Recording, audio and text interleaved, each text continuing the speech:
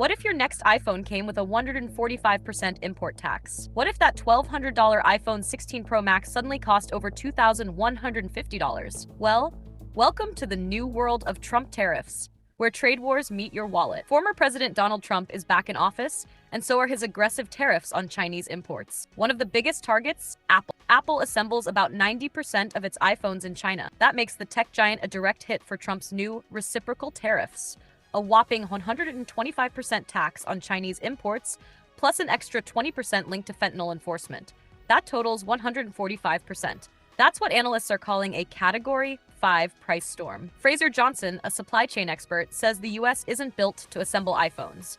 The factories, the labor force, the scale, it just doesn't exist here. According to analyst Dan Ives, moving just 10% of Apple's production to the US would take 3 years and cost $30 billion. To fully shift production to the States, try a $30,500 iPhone. And it's not just the US that could feel the sting. Analysts warn Apple may raise prices worldwide to prevent arbitrage between markets. Apple Watch assembly happens in Vietnam. About 80% of iPads and over 50% of Macs are still built in China. But Apple has been ramping up production in India, now responsible for 10% of iPhone output. Apple is already reacting. They've chartered cargo planes to fly around 1.5 million iPhones from India to the US, trying to beat the tariffs. So what's next?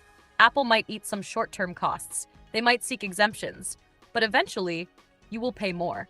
Whether it's your next iPhone, Mac, or iPad, Trump's trade war is no longer just a headline. It's in your hand.